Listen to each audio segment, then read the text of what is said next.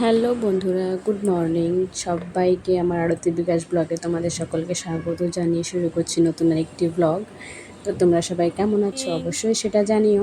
আমিও ভালো আছি, আমার ছেলেও খুব ভালো আছে। তো আমরা সবাই খুব ভালো আছি, আশা করি তোমরা সবাইও খুব ভালো আছো। তো সকালে দেখো ঘুম থেকে উঠে তো আমি তো হাতটা আমার বের করে যেটুকু দাও। কাজ থাকে সেটুকু কাজ আমি করে দাও। বাবানকে তুলতে গেছি। তো দেখি ও উঠে গেছে, উঠেও দেখি খেলা কই করছে, রে আর ওর বাবা তো ঘুমিয়ে সূর্য? আছে। তো ওকে আমি দেখো আওয়াজ পাপ্পা দিচ্ছিলাম, ও আওয়াজ দিচ্ছিল,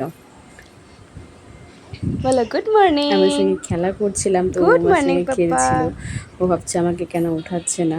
তো উঠতে চায়, উঠে সকালবেলা করে ঘরে থাকতে চায় না। ও সকালবেলা আর বিকালবেলা, দিনের বেলা তো কষ্ট করে রাখা হয় সারা দিনটা, মানে ওর বাইরেটা বেশি থাকতে হয়তো বেশি ভালো লাগে। ওর বাইরে ঘুরতে, লোকজন দেখতে, লোকের সঙ্গে বেশি মিশতে বেশি ভালোবাসা। ও হয়েছে বাবার মতন, বাবাদের মানে সবার সঙ্গে কথা বলা বেশি পছন্দ করে। আমিও ভালোবাসি, কিন্তু আমি আগের থেকে মানে আমি টাটা। ছোটো থেকে বড় হয়েছি একটু শান্তভাবেই। তো ওই জন্য আমি মানে একা একাই বড় হয়েছি, ওই জন্য অতটা মানে কেমন জানি লাগে। তো আস্তে আস্তে এখন ঠিক হয়েই গেছে। তো ও তো বাবার সঙ্গে চলে গেছে ঘুরতে।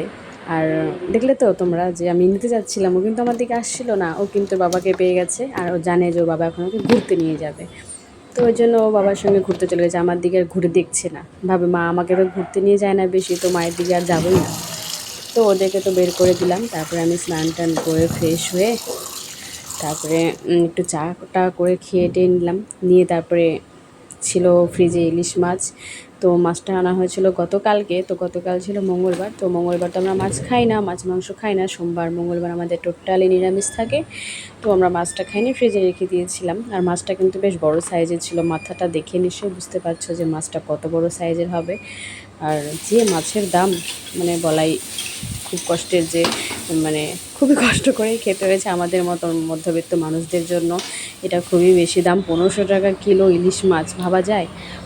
তো সবাই এনেছে, তো আমরাও এই যে খেয়ে নিলাম। তার জন্য আজকে রান্না করে দিয়েছি। এটা কী দিয়ে রান্না করেছি বলো তো বন্ধুরা? এটা হচ্ছে আলু আর বেগুন দিয়ে রান্না করে দিয়েছি।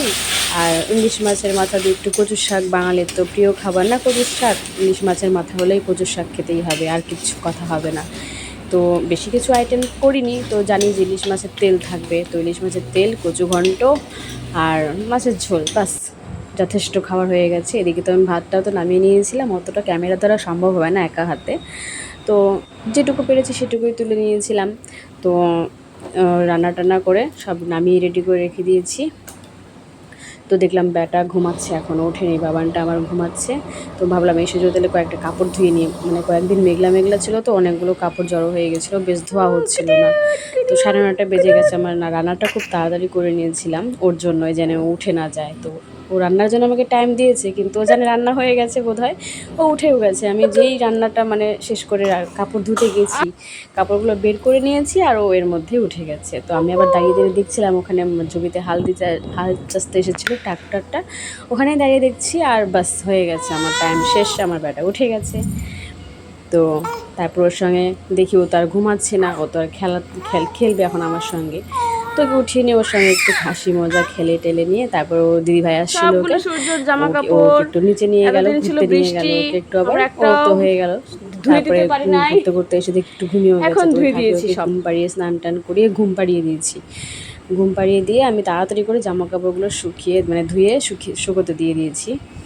তো সব কিছু হয়ে গেল, এই ফাঁকে আমার খাওয়াটাও হয়ে গেছে, ও এসেছিলো। তো খাওয়া টাওয়া করে তখন 12:30 বোধহয় বাজে। তো আমি ভেবেছি এখন একটু রেস্ট নিতে যাব, আমিও শুতে যাব। ও বাবা, অমনি দেখি উনি উঠে গেছে। বাস আমার আর ঘুম হয় না। মানে কি বলো তো, সবাই যেটা ভাবে যে বাচ্চারা ঘুমালে হয়তো মারাও ঘুমিয়ে পড়ে, সেটা হয় না গো। সেটা মানে বাচ্চা যখন ঘুমিয়ে পড়ে তখন সবগুলো কাজ তাড়াতাড়ি করে কমপ্লিট করে নিতে হয়। তারপরে করতে করতে আর হয়ে গেল, ওর সঙ্গে দুপুরটা খেলা করে কাটিয়ে দিলাম। তারপরে বিকাল হয়ে গেছে, ও আবার ঘরে থাকবে না, বায়না শুরু করে দিয়েছে, কান্না করছে, বাইরে যাবে। তো করতে করতে আমার বিকেলে একটু ঘুরু করতে গেলাম। ঘুরু করতে গিয়ে আবার ওই বাড়িতেও চলে গেছে, আমাদের পুরনো বাড়িতে। তো তোমরা দেখতেই পাচ্ছ একটা প্যান্ডেল তৈরি হচ্ছে এখানে। তো এটা কিসের প্যান্ডেল তোমরা বলো তো, কেউ গেস করতে পারো নাকি? জানতে পারবে তোমরা, অবশ্যই জানতে পারবে। তোমরা গেস করতে থাকো এটা কিসের প্যান্ডেল। তো করতে করতে আমাদের ওখানে কিছুটা সময় কাটিয়ে সন্ধ্যা হয়ে গেছিলো। তো বাবাকে নিয়ে আমি ঘরে চলে আসছিলাম। এসে সন্ধ্যা টন্ধা দিয়ে ওর সঙ্গে আবার কিছুটা সময় কাটালাম। সময় কাটিয়ে ওকে ঘুম পাড়িয়ে দিয়ে রান্না টান্না করে রাত্রেবেলা রুটি করতে হয়, তো রুটি করে বাস কমপ্লিট হয়ে গেল। তারপরে ওকে একটু ঘুম পাড়িয়ে দিয়েছিলাম, তারপরে খাওয়া দাওয়া করে তো দেখছি সবাই একটা ট্রেন্ডিং ভিডিও করছে, তো সবার সঙ্গে আমিও তাল মিলিয়ে একটু আমিও ট্রেন্ডিং ভিডিওটা করেই ফেললাম হলুদ গুঁড়ো আর 1 গ্লাস কাঁচের গ্লাসে জল নিয়ে। তাই আমিও করে ফেলেছি। তো তোমরা আমার এই ব্লগটা দেখো সম্পূর্ণ, আর আমাকে অবশ্যই কমেন্টে জানিও কেমন হয়েছে। টাটা, বাই বাই, ততক্ষণ সবাই ভালো থেকো, টাটা। তোমরা কারা কারা আমার চ্যানেলটিকে এখনও সাবস্ক্রাইব করোনি তারা প্লিজ সাবস্ক্রাইব করে দিও।